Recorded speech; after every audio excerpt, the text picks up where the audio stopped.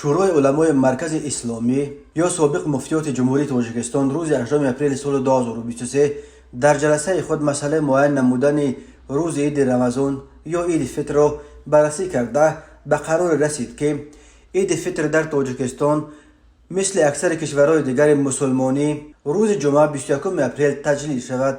در تقویم اول شورای علما 22 اپریل همچون روز عید نشان داده شده بود.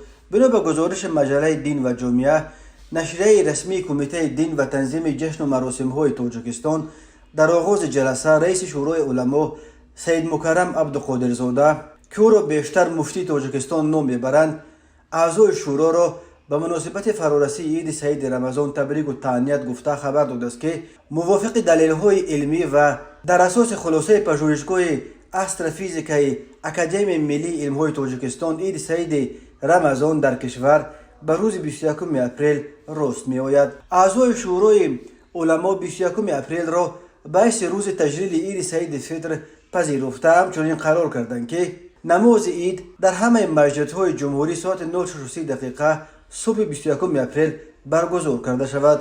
در اساس قرار مذکور امام خطیبان وظیفه‌دار کرده شدند که توجه مردم را برای رسانیدن کمک مادی به محتاجان و نیازمندان، اینچنین پیشگیری اسرافکاری ها در روزهای عید و صرفه و سرشتکاری جلب نموده خودشان در این سمت نمونه عبرت دیگران باشند.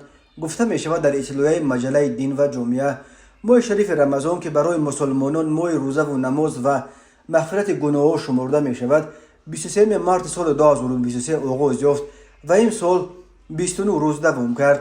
تصمیم تعیین 21 اپریل به صفت روز عید در تاجیکستان در حال است که اکثر کشورهای مسلمان نشین نیت روز جمعه 21 اپریل عید کردن را دارند، ولی در برخی کشورها هنوز دو دل هستند که 21 اپریل عید کنند یا 22 اپریل. شورای علما قبل از شروع ماه رمضان فطر روزه را سر هر عضو عائله برای مردم یهودی 7 سومانی و برای مردم دارا 80 سومانی مقرر کرده فدیه صبر را برای آنهایی که با یک دلیل عذرناک روزه گرفتن نمیتوانند برای 30 روز ماه رمضان 420 سومانی مقرر کرده بود. همین طور بر اساس قرار شورای علما نصاب زکات نیز معین شد و گفته می شود که مسلمانانی که داراییشان از 32300 سومانی یا تقریبا $3000 بیشتر است باید زکات بسپارند. زکات از 32300 سومانی در حدود 800 سومانی مقرر کرده شده است. در عموم به حساب وزارت زکات مال تقریبا 12.5% یا 81% از جمع دارایی‌های